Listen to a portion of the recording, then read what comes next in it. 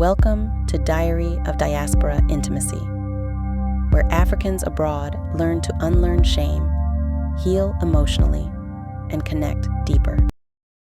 Have you ever wondered why most African parents could talk about everything except intimacy? Why that topic was treated like something dangerous or forbidden? In many African homes, intimacy wasn't just avoided. It was completely erased. No explanations, no guidance, no emotional support, just silence. Why do parents actually stay silent? Reason 1, cultural training. Our parents were raised to believe intimacy should never be spoken about.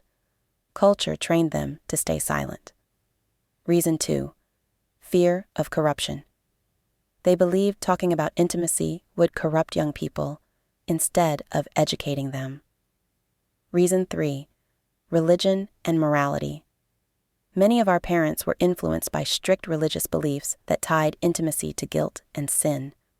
Reason 4, they were never taught either our parents couldn't teach what they themselves were never taught. But today, we're adults living in the diaspora, in open, expressive cultures. Yet we carry that silence into our relationships. How this silence affects us. Now. 1, poor communication. We struggle to talk to our partners about needs, desires, and feelings. 2, shame around intimacy. Many Africans feel guilty or embarrassed discussing intimacy, even in marriage. 3, emotional disconnect. Men shut down emotionally. Women fear expressing themselves. Connection breaks. 4, fear of vulnerability. We were raised to survive, not to be emotionally open. But the good news is, we can break this cycle. It starts with 3 things: unlearning, healing, and connection. Step 1, unlearn. Unlearn the silence and shame that were passed down to us. Step 2, heal. Heal from the emotional habits our childhood created.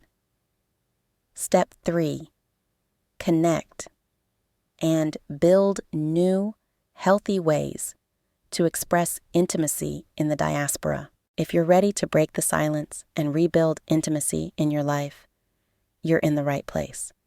Subscribe to Diary of Diaspora Intimacy for more powerful insights.